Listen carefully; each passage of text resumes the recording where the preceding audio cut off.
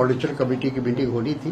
आपको लगता है कि हो सकता है किसी कारणवश अगर उसमें तिथि बदल सकती है। हम सब लोग वहाँ आ रहे हैं एक्सेप्ट तृणमूल कांग्रेस। लेकिन ये तो अपनी मन की बात करते, एक व्यक्ति बोलते हैं, बाकी सब सुनने वाला है भाजपा के अंदर में।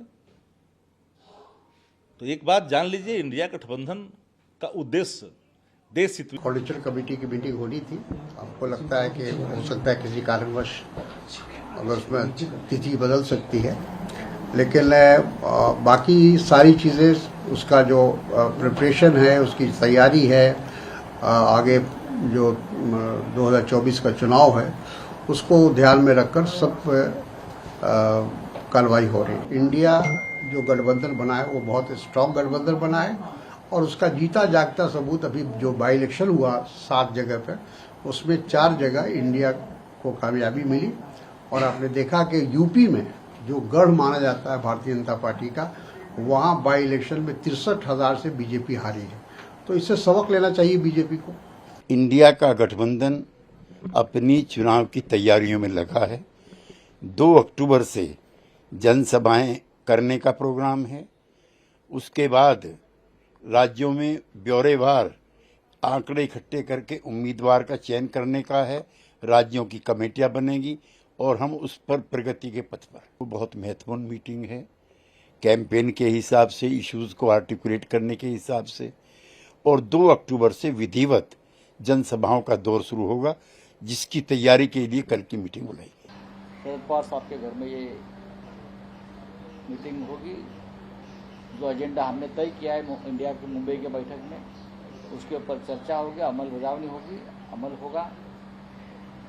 हम सब लोग वहाँ आ रहे हैं एक्सेप्ट तृणमूल कांग्रेस। अभिषेक बैनर्जी तृणमूल के नेता इस कमेटी के सदस्य हैं। अभी मेरी उनके नेताओं से बात हो गई, लेकिन वो नहीं आ सकते इसलिए ईडी नहीं चाहती, बीजेपी नहीं चाहती, केंद्र सरकार नहीं चाहती कि अभिषेक बैनर्जी दिल्ली में पहुंचे और इंडिया के कोऑर्डिनेशन कमेटी में उनका सहभाग हो।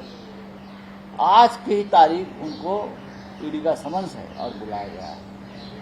लेकिन हमने कहा है उनको कि हम आपकी कुर्सी वैकेंट रखेंगे और देश को संदेश देंगे कि किस प्रकार से सेंट्रल एजेंसी जो इंडिया के हमारे जो मेंबर्स हैं उनको टॉर्चर करने जा रहे हैं।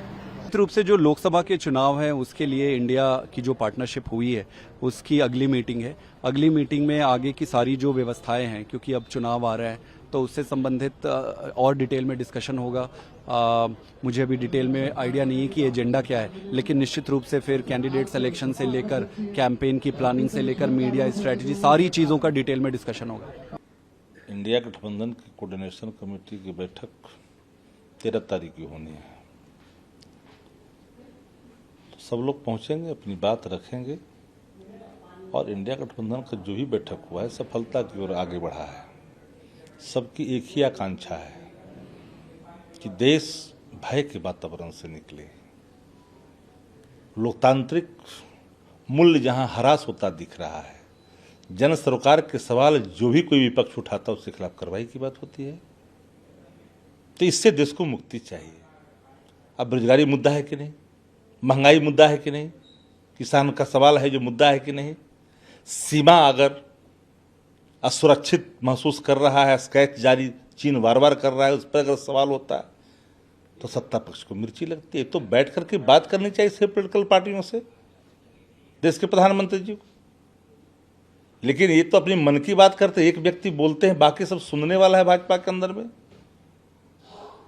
तो एक बात जान लीजिए, इंडिया गठबंधन का उद्देश्य देश हित में, चूंकि हर इंडियन की जो सवाल है वो मुंह बाए खड़ा है, इसलिए इंडिया इसको लेकर के आगे बढ़ा है। तो कोऑर्डिनेशन कमेटी की बैठक में जो चीजें सामने विचार के लिए आएगा उस पर विचार करेंगे और मूर्त रूप दी जाएगी। हमसे जुड़े रहने के लिए हमारे YouTube चैनल को सब्सक्राइब करें और नई वीडियो की नोटिफिकेशन के लिए बेल आइकॉन को दबाएं। अगर आप ये वीडियो Facebook पर देख रहे हैं तो लाइक जरूर करें और ज्यादा से ज्यादा शेयर करें। धन्यवाद।